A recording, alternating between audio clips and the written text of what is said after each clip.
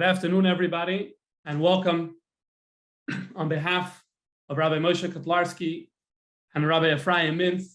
I'd like to welcome all of you to the special program, How to Galvanize Giving. Today is Gimel Shvat. This is the day that Rebbe said the Sikha, the very famous Sikha, about how Moshe Rabbeinu lacked the tool to convey his ideas to Paroi and to the Jewish people. And as a result, the Eibishter said that the Eibishter provided him with a tool to take the place of Moshe's inability to share the important messages that he needed to share, that the Eibishter provided Aaron, who was able to accomplish this goal. In a certain sense, much of our shlichus is about identifying the Aarons, the tools that we can find, that we can identify and use to make a positive impression on the people that are in our environment. This is true for all areas of life, in all areas of Yiddishkeit, in different areas of Chassidus. And the focus for today is the Aaron Neviyecha, the specific tool for a mitzvah tzedakah, this very important teaching that is at once a mitzvah, but at the same time also something that has very tangible results for ourselves and for the communities that we're working in. The goal of this program is to galvanize giving in the sense that not only there should be giving and more giving, but this giving should be informed by Jewish values, by Hasidic values, more of a chayas involved in the giving, which as a result of that leads to expanded giving and additional giving. The background to this program, I'd like to give a moment of introduction. We had the privilege of working in this through the duration of this project with the Yedid HaShluchim, the Toimech of Moistes Chabad Berachvei Tevel, the principal benefactor of JLI, who founded, from the moment JLI was founded till today, continues to shepherd the continued growth of JLI, Mr. George Rohr. Mr. Rohr was in contact and encouraged us years ago to take on a project. He conceived of this idea, which you'll be hearing more about shortly. And the book that we created is a result of his encouragement. He was intimately involved in the production of this work. He reviewed multiple drafts of it. He edited it. It was not an easy task, but it was a good task. And the result is a much better product that is now available for all of you, which you'll be hearing more about in a few moments. So we're going to open the program by having Mr. Rohr address us. He will stay on for the questions and answers that will be toward the end.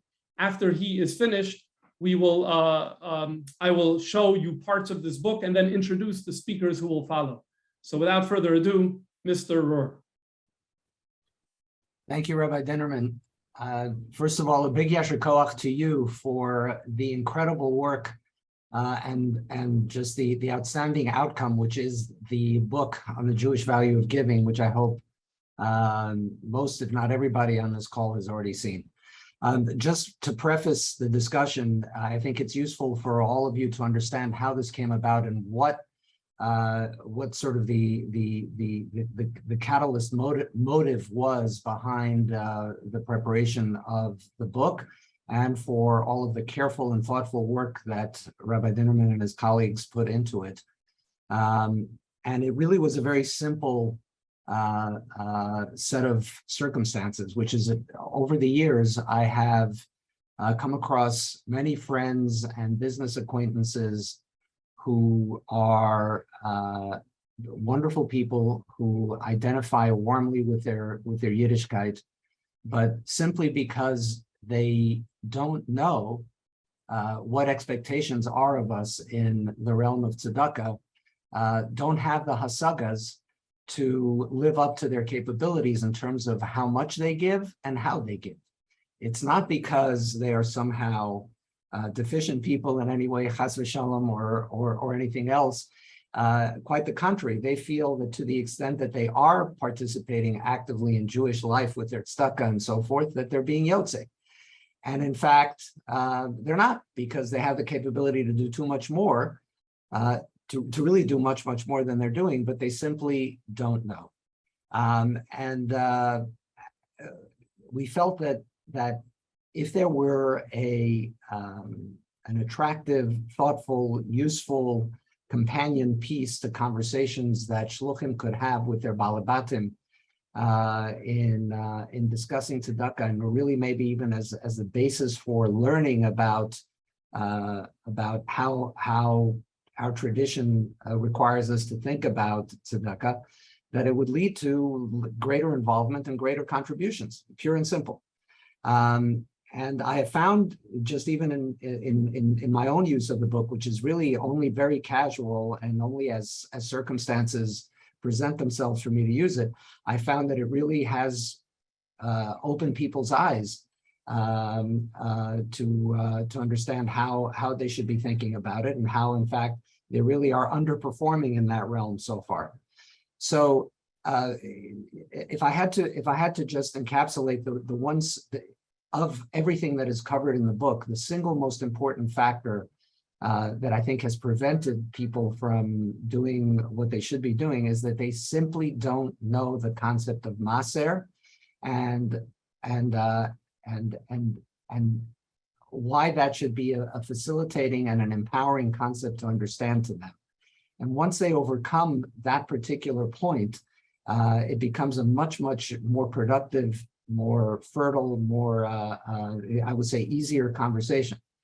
The idea that 10% doesn't belong to you, really 100% doesn't belong to you. I try to frame it that we are on a 90% commission, but the 10% doesn't belong to you, then that 10% becomes an allocation question. It's not a matter of should I give this much, how much of my income do I need to allocate? Once you've made the decision that Maser requires you to give 10%, after that, it's a matter of deciding where it's going to go. But that's the main sort of hasaga driver. The understanding that Maser is something that has to be a reality in your life that cannot be undone, that you have to live with, that you have to commit to, and that you have to act on, is really the end goal of what we had hoped to achieve when we started off on this enterprise with the booklet. So I hope that in at least some small measure it'll be useful to all of you and to shluchim in general who are not on the call to be able to use it. And you'll hear from some of your colleagues on this call about how it already has been put into that kind of use. And I'm happy to take any questions afterwards. But I can tell you, even for me, it has been very, very productive in those conversations. And there's just an awful lot of tzedakah money sitting on the sidelines that is just ready to be invested properly in Jewish life if those who have the ability to give understand what their responsibilities are, which they really don't yet. Thank you very much, Mr. Rohr. The Mishnah says in Avis, Arba midas b'neisnei tzedakah, and the highest midah is yitein v'yitnu acherim, the person who gives on their own, but also wants to see and encourages and enables other people to give. And that person the Mishnah calls is a chassid. So I think that this project really epitomizes, Mr. Rohr, the idea of yitein v'yitnu acherim, of your involvement, of not only giving, but also encouraging others to give. Now, in that light, I'd like to take a moment to share parts of the book. If I may also say, perhaps the main issue, the main tafkid of the book, in addition to the nuts and bolts in Nigla, in halacha, about how much a person should be giving, is also the warmth and the inspiration, and it's the chayes that's involved in the giving.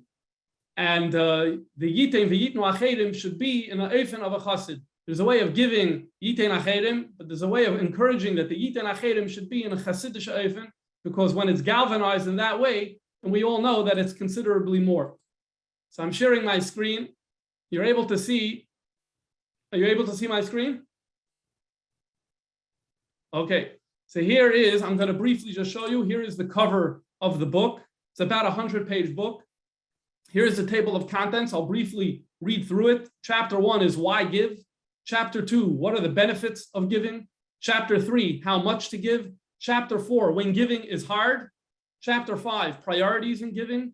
Chapter 6, must my motive be pure? Chapter 7, should my gift be publicized? Chapter 8, a history of Jewish giving. Chapter 9, instilling the value of tzedakah. And chapter 10, the time is now.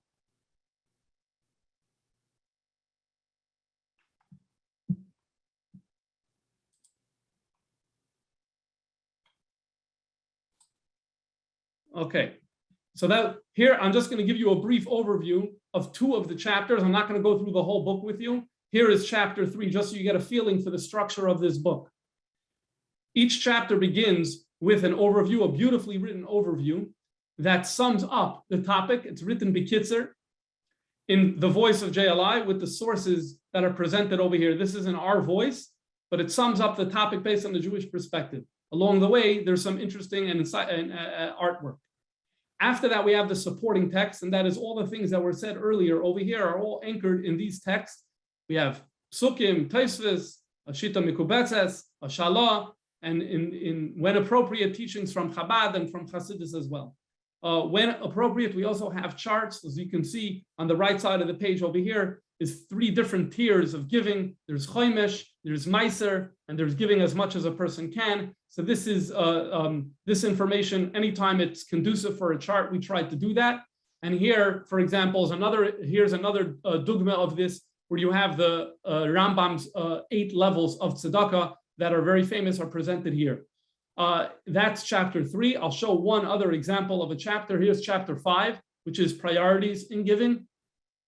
And here we have the overview of the topic, followed by the supporting text, again, that support the overview that was provided previously, and as well a chart that brings out one of the nekudas that are being mentioned. So for example, the priorities in tzedakah, which is a big issue in giving, where there's a lot of giving, as we have the chart on the next page over here of where Jewish giving in the Jewish world, in the world of Jewish giving, where are those funds going to today? And the major problem of a very insignificant proportion is going to Jewish causes. So that's something that we talk about in this particular chapter. I should add that almost every chapter has a story at the end, and that's what we're seeing over here. So that's an overview of the book. Obviously, you can see more when you have the book itself. I'd like to now turn to 2 shluchim who are going to lead us in the next part of today's program. So we're going to begin with Rabbi Moshe Garari of Chabad of Morristown, and following him, I'll introduce the next speaker. Hi, so this is Moshe Garevich with Chabad of Morristown. Rabbi Dinneman just mentioned about where most of, first of all, Yishar to Mr. Rohr and JLI for giving me an opportunity to speak here today about my own personal experiences with this book, Jewish Value of Giving. Rabbi Dinneman mentioned about where the percentage of tzedakah from Jewish people goes to today. So when I first moved on Shluchas a couple of years ago, there's a woman who wanted to give tzedakah in honor of my birthday. And she said, Rabbi, where should I give? Now I would say directly give it to Chabad. But then I gave the 3 choices. Children of Aleppo, 3 beautiful organizations. One of them was my own.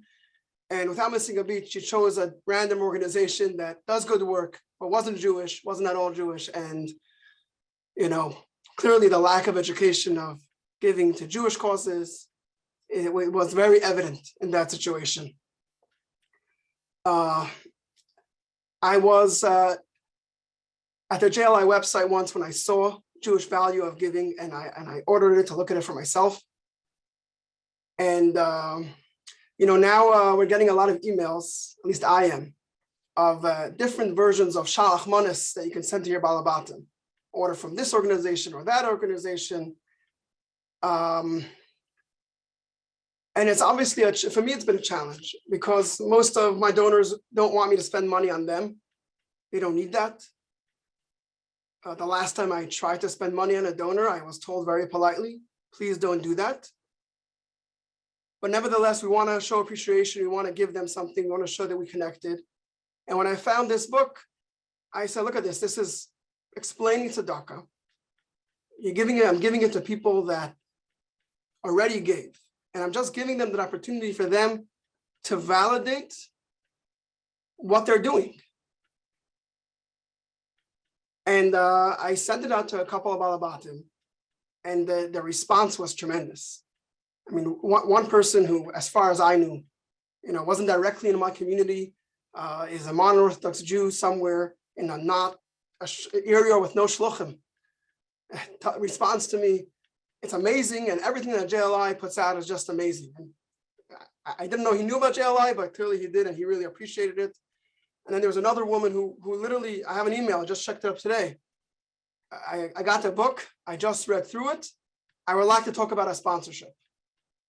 It was a direct result of this book, percentage-wise, 1,000% more than any investment on my end, that I received significant donations and more than once. And from my personal experience, it's something I gave it to people that are knowledgeable about Judaism and are not. What I mean by that is a person that can be a frum yid, can know about tzedakah, can give a lot of tzedakah, but this book validated for them what they're doing in a very easy way. You didn't give them a 400-page thesis. I gave them a book that they could read in one sitting or invest time and effort to go through their sources, but they could also do it, in my experience, in one sitting. I gave it to Balabas, who responds, I finished the book. That doesn't happen very often. And it's showing Mar Mekoimas that they can look into, and it's showing things that they can appreciate, and see the knowledge of that and the ideas of tzedakah, mamish from the original sukkim and going down into the Rosh and Marsha and so on. And for someone that has no overt knowledge of Judaism that we know about, it's a very, very straightforward book, and they can appreciate it and say, this is why my Bubby says I have this gene of tzedakah in me, and ultimately increase in giving more. And so I guess in my own little personal experience, if I would say the smallest takeaway that you can take away from today is buy the book, send it to your balabatim. It's an easy win. Obviously, there's a lot more you can do with the book, and like Mr. Rohr said, explaining people Meiser is key to it. Will save so much time in explaining tzedakah, but on a very minimum level, from my personal experience, giving this book out and showing people why we give tzedakah has led, in my case, to more tzedakah. Thank you. Thank you very, very much. And you'll hear more about how to get this book momentarily. First, at this point, I want to introduce Rabbi Zalman Tachtel from Chabad at University of Kansas, who successfully put together a program around the book, turning what's only a book, into a full program. And Baruch Hashem, I had the zchus of participating a little bit in this program. So I think it's going to be very interesting to our fellow shluchim to hear Rabbi Zalman Tachtel. Thank you very much. Good afternoon, fellow shluchim. It's an honor and a pleasure to be here. I want to give a special recognition to our dear friend and partner, Mr. Rohr, and my good friend, Bob Cutler, who's brave enough to come on a Zoom with more rabbis than I think he's ever seen before, at least here in Kansas. I want to take a moment to give a little background about how we got here, and then I want to share the very powerful experience that we had here at our Chabad house utilizing this book. So the backstory is that a few months ago, we had an experience that was very meaningful, where just like in many Chabad houses, we're blessed with a core group of significant partners who are heavily invested in our work. Among them is a group of philanthropists who are involved in various local and national organizations. And it came to my awareness that while they've invested themselves in many years in charitable activities, I realized that there's a lot more they can learn and some core fundamental ideas and perceptions into tzedakah that they can really discover that might have a big impact on their lives and on their giving. So I challenged them to join me on this in-depth journey. I provided each one of them this book, The Jewish Value of Giving. And we spent 3 months delving into this book. I compiled a study guide, which included thoughtful questions going through each chapter. And towards the end, when we finished the book, we invited Rabbi Dinnerman to join us via Zoom and gave a fascinating presentation. And during this journey, I was able to witness how this book has been transformative for this group of partners. The impact was huge. Each one of them expressed how much they gained, both knowledge and understanding, to the extent that there was even a very passionate discussion about creating groups, chavarot, of local community philanthropists who would do the same thing like we did and engage in this journey of discovering this book. So when we finished this experience, I reached out to Mr. Rohr to give him some nachas. And in typical fashion, he said, how can we leverage this to inspire others to do the same? So that's how we're here today, so that I can share my experience and hopefully inspire all of us to do our part to transform the kind of giving that our Balabatim have. So now that I gave this introduction about why we're here, I want to take just 5 minutes to explain a little bit about our journey and why it was so powerful. In order to facilitate this, I'm just going to share my screen as well so that we can see it visually. So I want to simply explain why. Why is this book so powerful? Why was this experience so meaningful and so impactful on the circle of donors that I personally had the experience to share this with? This was a group of individuals who were heavily invested in our organization. What was it that made such a big impact? So in order to understand this, I want to back up for a moment and just highlight a very core idea in fundraising, which I'm sure everybody here is familiar with, and that is the concept of transitioning our fundraising from transaction-based to transformation-based. And what I mean is very simple. The reality is that everybody on this Zoom has a large budget to carry. We have a lot of pressure. We have a lot of responsibilities to deal with every day. And when we have a burden and a lot of bills, it's very easy for us to get caught up in the bottom line aspect of our fundraising. And that's what I call the transaction-based fundraising. Because we have so much pressure to pay the bills, very often the relationship with our partners is a matter of transfer of funds. We need the money, you have the money. How can we arrange the transfer of funds so we can do what has to be done with your money? And unfortunately, we get so caught up in this daily grind of running our maisid that we fall into this trap of almost considering our donors as human ATMs. But the truth is, we all know that the real relationship that we're meant to have with our donors is not transactional, but rather transformative. And Baruch Hashem, we see on a daily basis that the reason why the Rebbe set up Shlichus in a way where we're required to fundraise is because of the deep personal transformation that our partners get to experience through their giving. When we develop a kesher with our donors and our partners in a way that's deep, the pnimius, then ultimately we're transforming not only their actions, we're not only changing their hands, which are giving, but we're actually elevating their entire selves. They become transformed beings.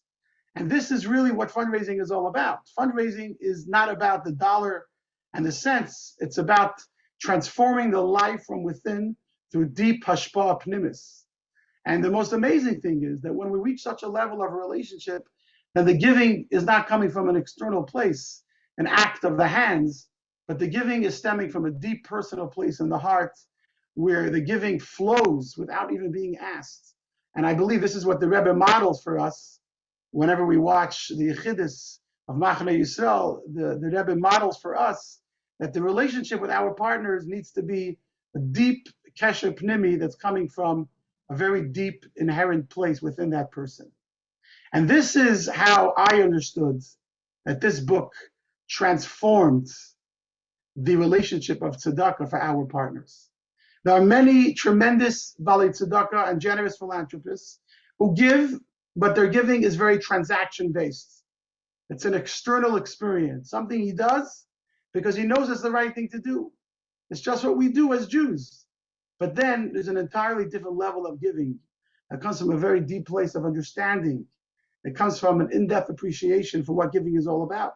So what I got to experience together with my dear friends and partners during that 10-week experience is I challenged them to answer deep questions, to dig deeper, to uncover the answer to why they're doing what they're doing. How am I really giving? Why am I really giving? How much should I be giving? What are my priorities in giving? What if it becomes hard to give? How much does my ego play a role in my giving? How much does that matter? And something incredible happens because we began to dig deeper and discuss these questions. And then we all together reached the level of transformative giving. It's the power of a yichud, she'en yichud kamayu. When you learn in depth, in a very deep personal way about what tzedakah really is, it transforms everything. And all of a sudden, as we all know, the why drives the what. When the why is so vivid and so deep and so personal, then the what automatically flows. This is really what Chassidus Chabad is all about. It's about making it an eifin of pnimius, so it's not just makif. So the way we did it was every week I would send them a homework of what chapter they should read on their own. And I also gave them reflection questions to actually start thinking about. And then when we met, we would actually review these questions together and then look into some of the text and delve deeper. I want to highlight some of the questions, for example, that we discussed. If you were to honestly self-reflect, how natural is your giving? Are you breaking yourself to give? How much does your trust in Hashem play a role in your giving? How much is your giving motivated by the benefits? Why does the Torah give a specific amount and not leave it open-ended, etc., etc.?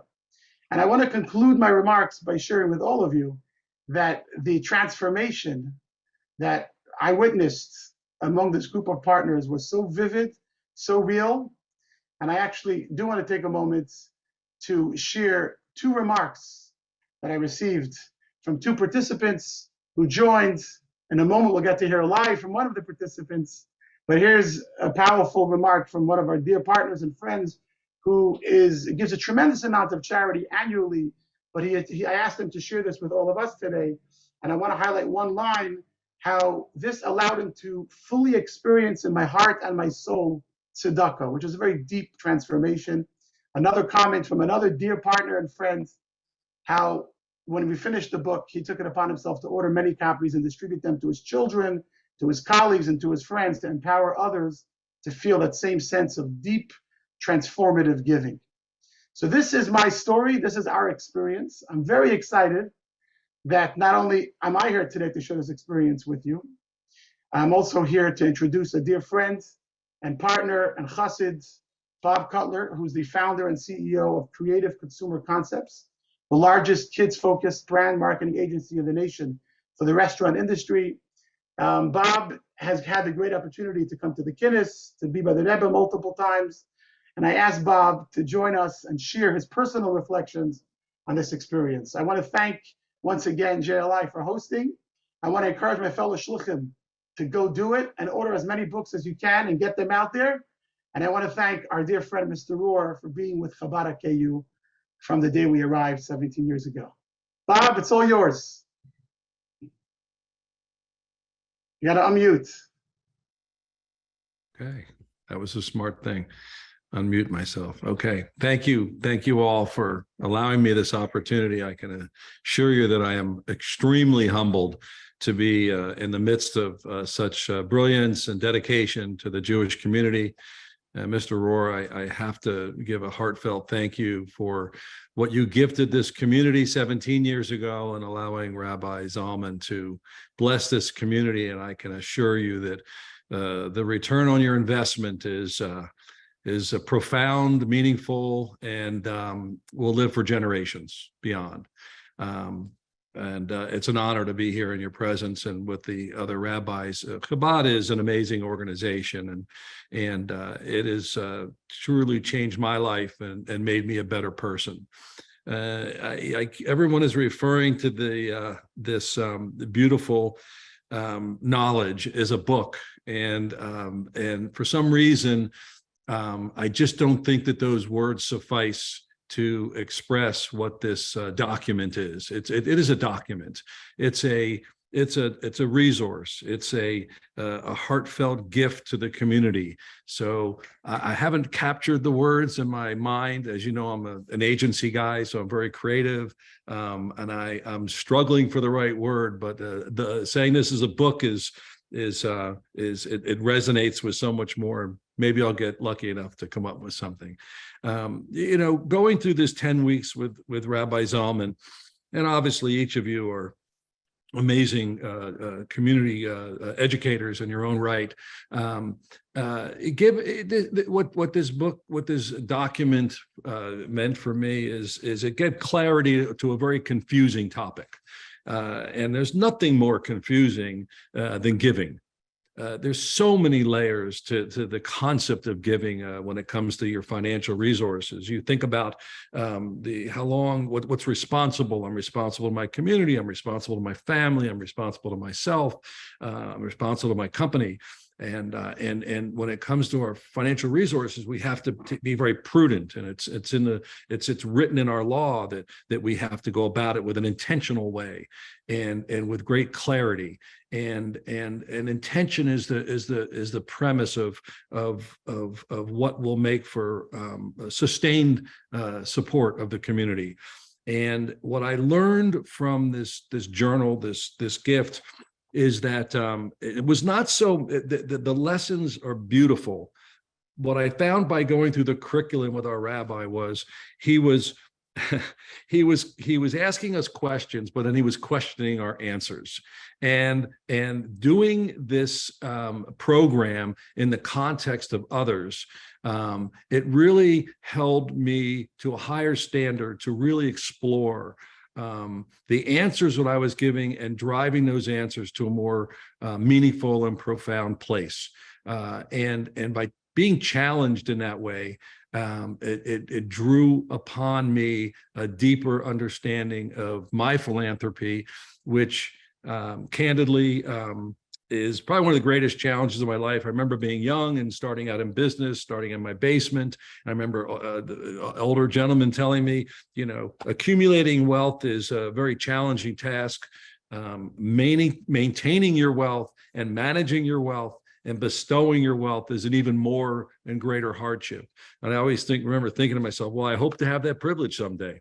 And I welcome that hardship and that challenge. And sure enough, here I sit at 66 years, being in business myself for 36 years, thinking to myself, this is tough. This isn't easy. There's a lot of thought and perspective and meaning and responsibility.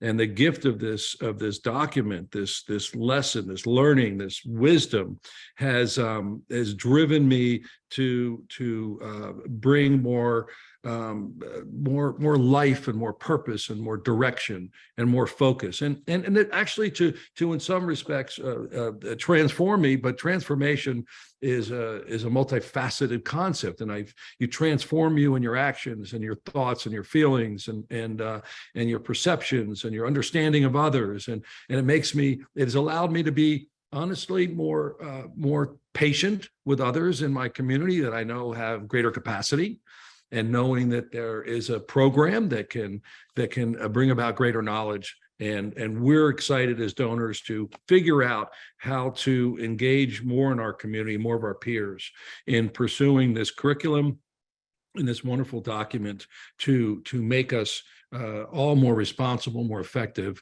and make us more meaningful leaders to our peers, to our community, and even to our families. And I cannot tell you, Mr. Rohr, how appreciative I am that you've taken the time. And we did have an opportunity to meet with the writer here who's mentoring this event. And that was really a cool experience because, you get to talk to the author himself. That was really, really, really tricked. So we are so blessed. And I thank Rabbi Zalman all the time for how brilliant and wonderful he is. But his questions to us, his challenges to our answers, that is the bedrock of what this gift has provided. And I would ask that anyone has an interest in transforming their supporters, this is a great opportunity. Thank you for the opportunity to share my thoughts with you. Thank you. Thank you very, very much, Mr. Cutler, and thank you very, very much, Rabbi Zalman Tachtel. It's very much appreciated. It sounds really amazing. And in a moment, we're going to turn to questions and answers. I just want to share some information now about where and how this book can be acquired. Sarah, are you going to share the final slide now? Okay, so the JLI catalog, myjli.com/catalog, has the book available. However, Amazon has a great deal. The problem is there's a maximum quantity of a one-time order of 4 per person. But if you're just looking for 4, Amazon is the place where you want to go. It's $4.71 per volume. On the JLI catalog, it's more expensive. We do have more options for buying more, which you can see on your screen here. In addition, what it does not say here is that if you are a member of JLI Flagship for this year, Tavshin Pei Gimel, so over the course of today, meaning the rest of today, Gimel Shvat, there will be instead of a $12 fee for the bundle per book, it will go down by $2 per individual book. So you just need to put in a code. I'm going to give you the code now. Sorry, I didn't have the time to get it onto the screen. So if you can grab a pen or your phone and put this code in. If you are a member of JLI Flagship for this year, Tavshin Pei Gimel, the code is F as in Frank, S as in stable, 83 giving, FS83 Flagship. It stands for Flagship 83 Giving. So that is the code. If anyone has questions, you can call the JLI office and ask for Shlomi Tenenbaum. They will connect you with him. He has all the information about all the detailed questions about ordering this. So now let's turn to the questions and answers. This will be open forum. Please just clarify who you're addressing your question to. And Rabbi Sai, fellow shluchim, please go ahead. Rabbi Tachtel, everything that you did with your balabatim, is that available for the rest of the shluchim? It is available, but I think a better idea is if we can inspire JLI to build a curriculum for us based on the book, so it could be 20 times better than my humble offering, but with greatest pleasure. Okay. Good idea. Thank you.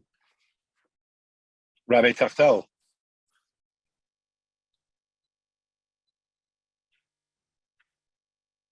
Yeah, go ahead, please. Okay. Have you had any experience studying this with on an individual basis rather than in a class, in a group? Yeah.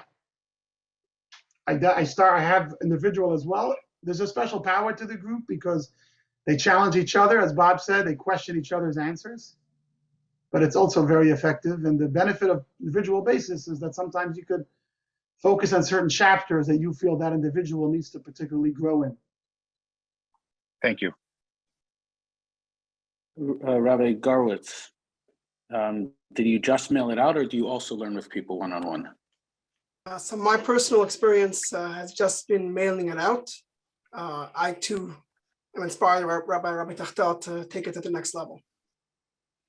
And Rabbi Tachtel, would you suggest also learning it with meaning maybe just make a community class, or do you think it would be better with a group of specific, whether it's larger donors or higher capacity donors, or just make it a community class? We're doing a giving class, or understand the Jewish value in giving, or something like that.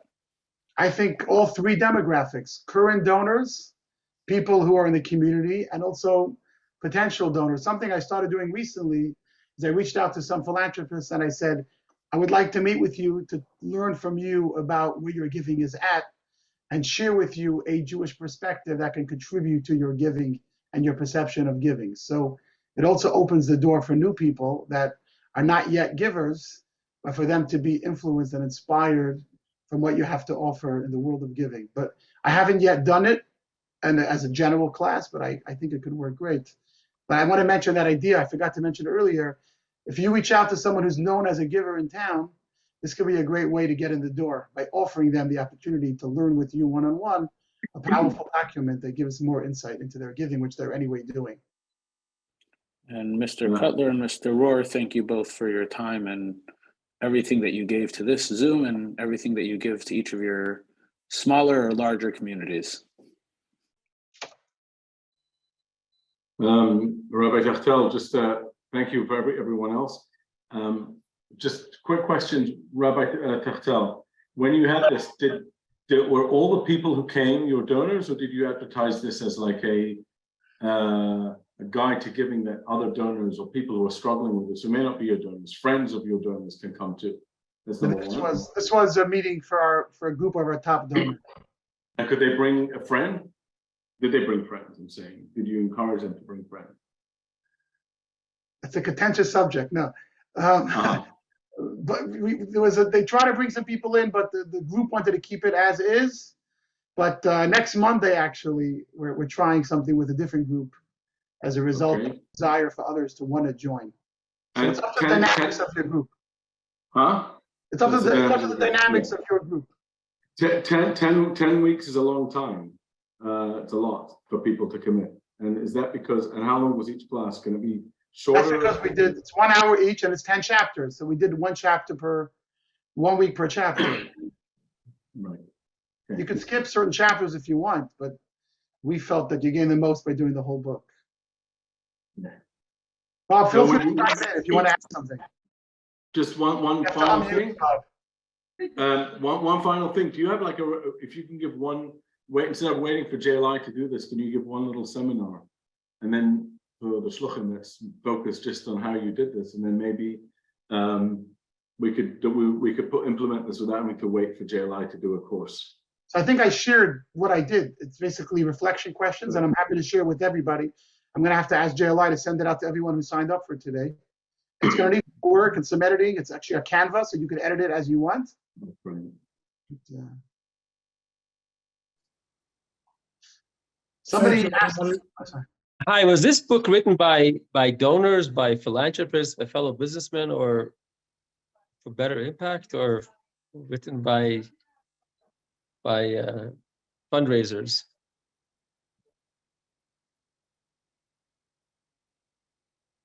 Rabbi Dinnerman, I think it was directed toward you.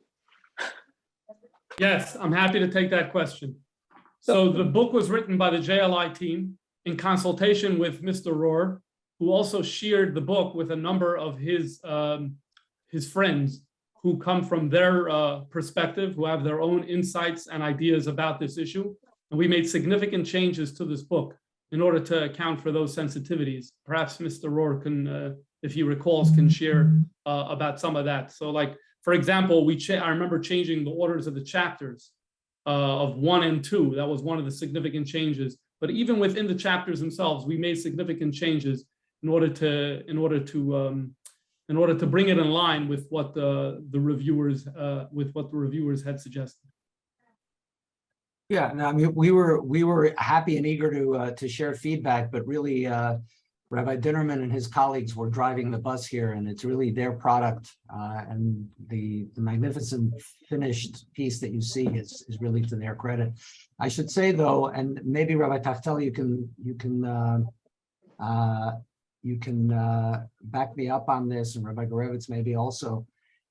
I have found that those who take the book seriously then wind up themselves wanting to distribute it to their friends.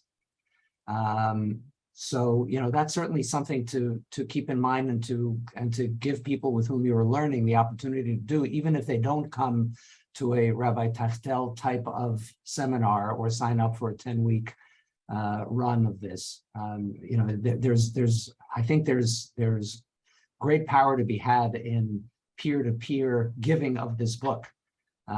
So just keep that in mind as you think about it. We've seen exactly that happen, Mr. Rohr. Multiple people in our group ordered more copies. And I mean, I guess a much better impact if it comes from somebody from peer-to-peer rather than coming from somebody who would like to have their help. Thank you. Good idea. I want to reference a question someone asked in the chat because it also directly relates to, I think, Rabbi Levitov's subconscious concern about what's the message of the book. Is it coming from a fundraiser perspective? Someone asked if sending this around comes across preachy, like you got the book, it's a hint to send back a check. So I just want to comment that what's so beautiful about this book is that it has such a blend. It has the text part for those who are intellectually based and want to dig into a piece of Tosfos or Gemara. It has the narrative part, which gives a very easy, light overview that's easier to process and read in one sitting. And it has a story for each chapter, which is very inspiring. So it's not written like an instructional manual.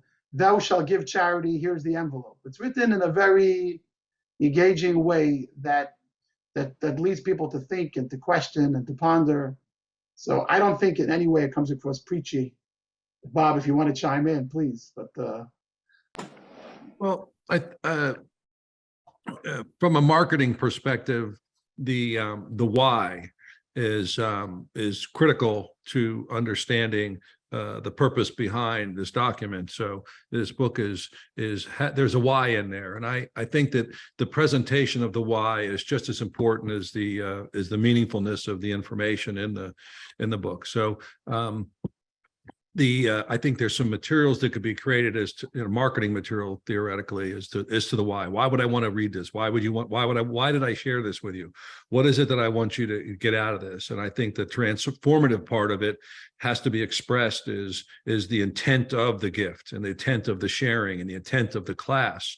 And if it's presented in a proper way, where, and especially when it comes to tzedakah, that's such a personal thing, and the ability to get to have greater understanding and a greater comfort and a greater joy from the from your heart in the giving and the sharing of your gifts.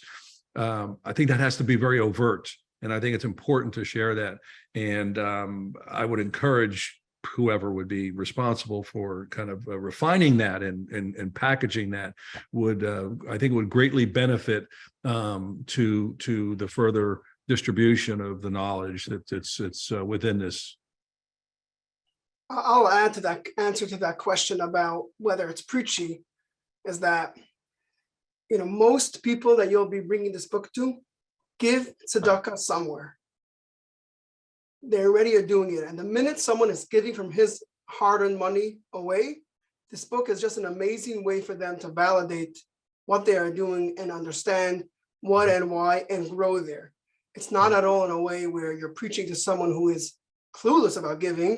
By the way, you should start giving. You could do that as well, but it's not, I believe it's not the average experience.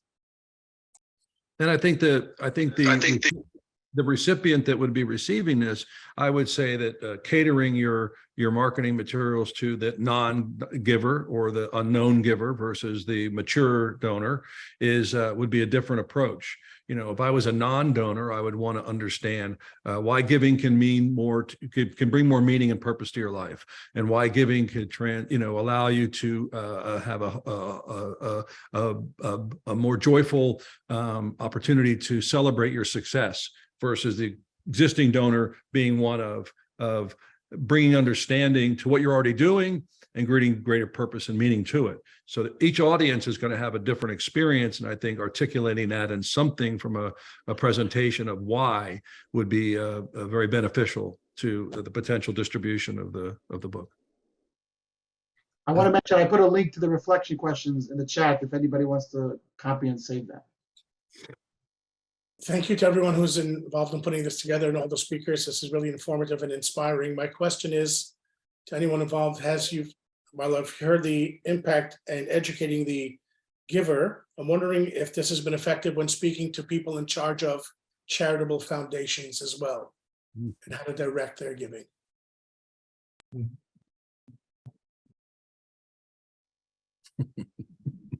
Can't talk from experience yet. But I don't see, I'd love to hear from those who are actually distributing the funds. Great question. I don't know the answer. I don't have, I haven't had any feedback from such people. I haven't directly approached foundation professionals. If I could ask Mr. Rohr and Bob, someone asked a good question in the chat. If you could address, from a donor perspective, would you feel that there's room for such a consideration and concern that receiving a gift like this could come across as a subtle message or preachy or an agenda-driven gift rather than an inherent desire to share? Well, I think there's separate questions. Preachy versus everything else that you mentioned, Rabbi Tachtel. Preachy, I think we can put to the side. The book is not preachy. And if it's a subtle message that you should give, yeah, so what? So give. I mean, fine. That's not, I've addressed that. We've discussed that, and in our group of folks, and there is like Mr. Rohr said, there's a balance. There's a balance, right? And as we're taught in the Parkei Avot, if it's from a sincere and passionate, heartfelt place, it'll be understood and it won't bounce back. So if your true purpose and meaning is to share wisdom with another, hopefully that person will see that as your intention not one where you're being considered as a transaction, that you really do care about the person and you really do care about their life having more meaning and purpose. And if that's, and I think that in, Chabad, that mindset is so critical to your success as an organization. So I would say that being aware of that is helpful. Can I chime in with a quick question over here? First of all, thank you to everyone for making this thing happen. Does the book encourage giving specifically to Chabad or to giving? In other words, am I setting the stage for them to give a wonderful gift to the Feline Association of America, which is, well, maybe that's not an actual charity, but another wonderful charity? And a second question, so I don't have to hog the mic to Rabbi Tachtel. Did you have any women donors in your class? Because we have to have some of that. I wonder, I think someone asked that on the chat as well.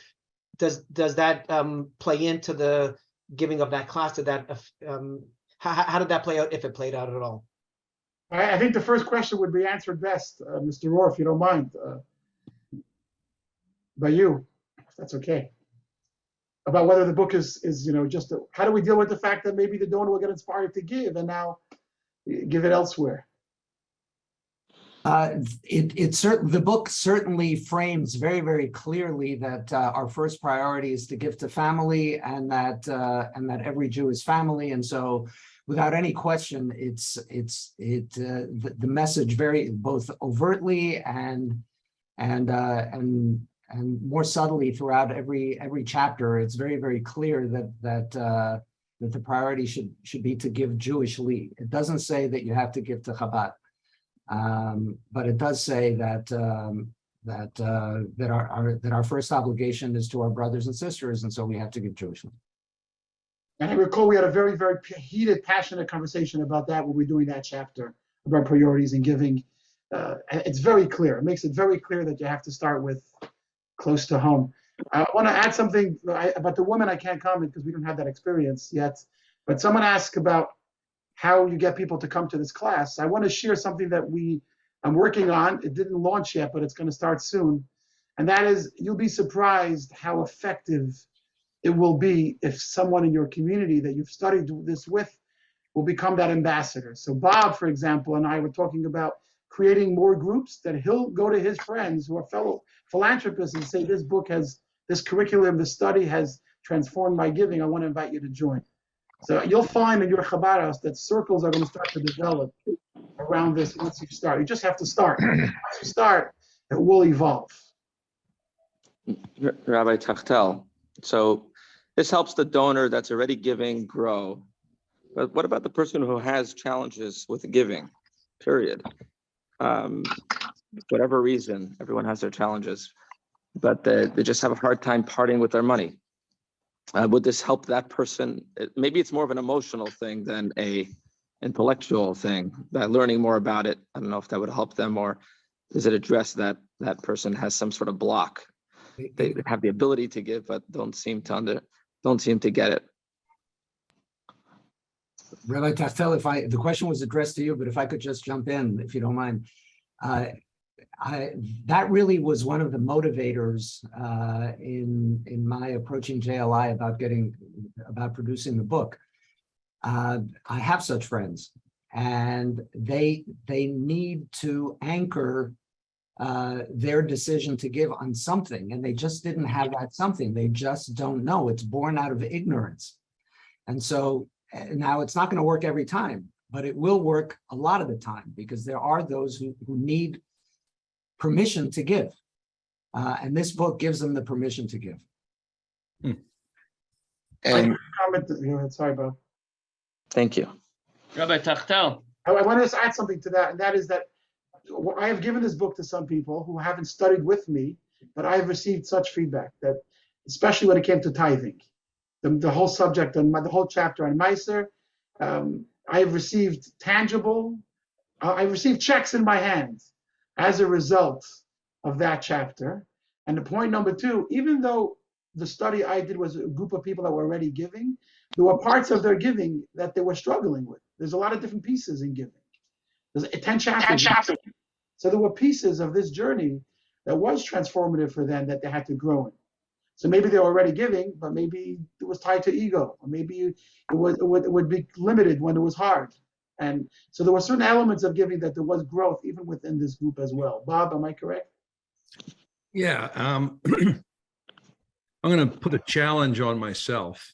I think that was a great question, and I'm going to, the rabbi's help and support, I'm going to bring together, I'm going to make available to a group of people that I think have greater capacity to give.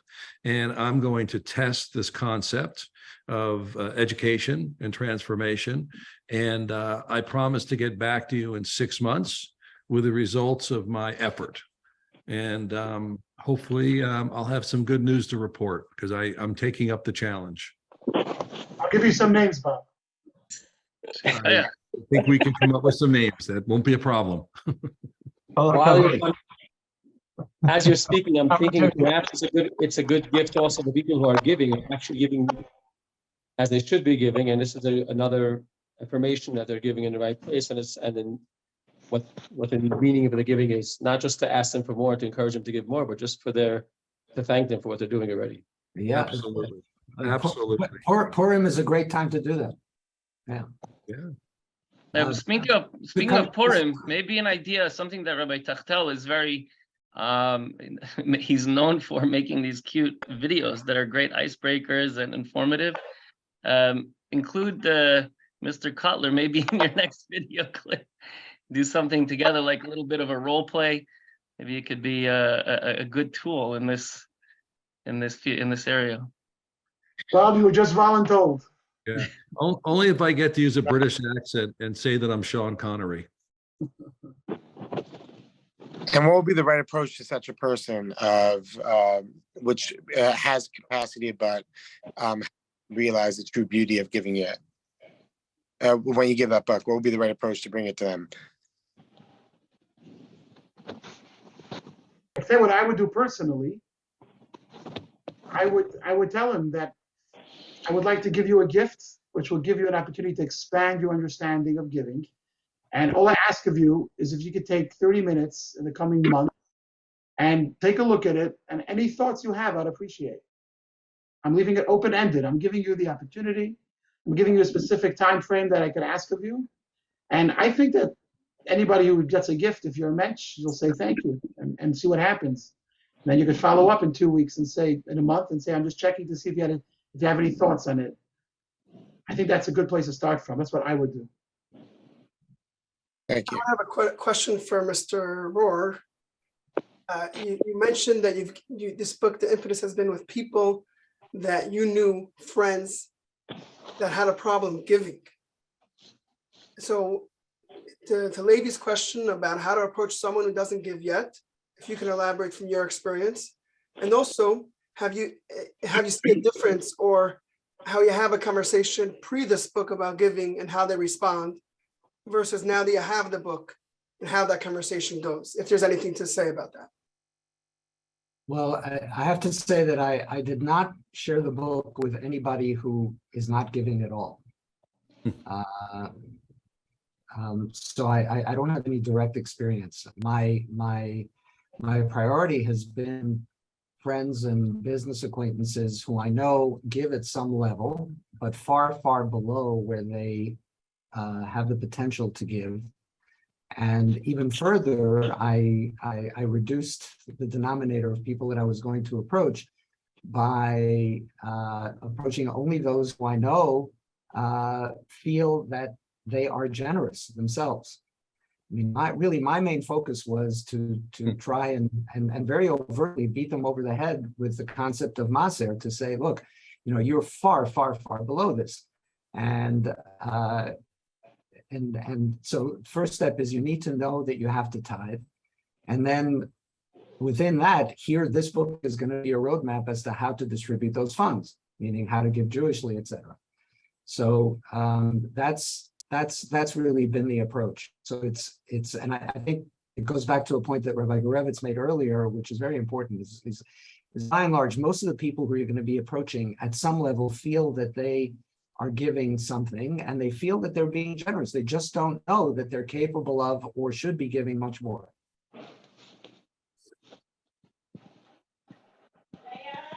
If I can make a brief comment, originally when this book came out, I got it myself.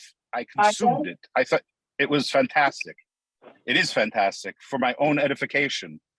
There's so many books that have been out there, Meiser Sofim, all these books. This does a great job of bringing everything together. The next part is that I gave it as gifts to people that are giving. I'm glad to hear that there's a combination of both Mivsa Torah and Mivsa Tzedakah in one shot, and the idea of how to be able to implement it with others in learning is a great is the next step. Thank you. I have a quick question for Bob Cutler. You mentioned before about the packaging. You were mentioning as a marketing person, you're mentioning about the packaging. And I'm not sure, were you saying that maybe the title needs to be changed or its presentation doesn't give over what it is? I was expressing, if you were to get a flyer in the mail, or you were to send an email, or you were to introduce the product before you saw the book, it's the premise by which you would present why of you should read this or go through the journey of studying under it. So it was really more about enticing, the advertising per se, the enticement, the promise, the sizzle. Should say this is the steak. And I think that is an opportunity. I think it's beautifully well done, and I think from a design and everything about it, the texture, the font, the gloss on the cover everything is rich and very precise and intentional. The product itself is perfect. It's the way you go about presenting the opportunity is what I was focused on. So Rabbi Dinnerman, one of the things JLI do very well, especially with flagship, is packaging each lesson even with a letter or a message to the students.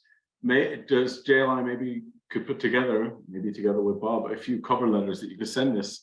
So if you're sending it to someone, it doesn't end up in the garbage. They actually, if they don't know who they're coming from, they get to see what this is when they pick it up, and then they actually flick through the book. Maybe just some text to be prepared. Great idea. Very interesting. That was a non-committal answer. I'm more than happy to help on that. Bob just volunteered his time. Absolutely. It'd be wonderful. I think it would be beneficial. A big yasher koach to everyone for joining.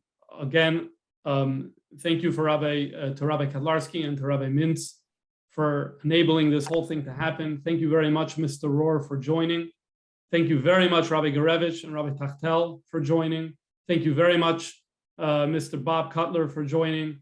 I think this was a very, very productive conversation. Thank you to all the shluchim who chimed in and asked their questions. There will be a recording that's available. And thank you very much to Mrs. Sarah Rosenblum for putting all of this together and pulling all the strings together to make this happen seamlessly and effectively. And the Eibusha should help that there should, with our partnership, that there should be good results that flow from this meeting, both in the area of Mivsa Torah, as Rabbi Green said very well before, in the area of Mivsa Torah and the area of Mivsa Tzedakah, because that's the perfect marriage. When we're able to take Torah and harness it in a way to encourage more tzedakah and more giving, the results can be very significant in our communities. So Yehi Ratzon that we should see positive results in this regard very soon in our individual communities. Hatzlacha Rabba, everybody, and grace and yasher koach.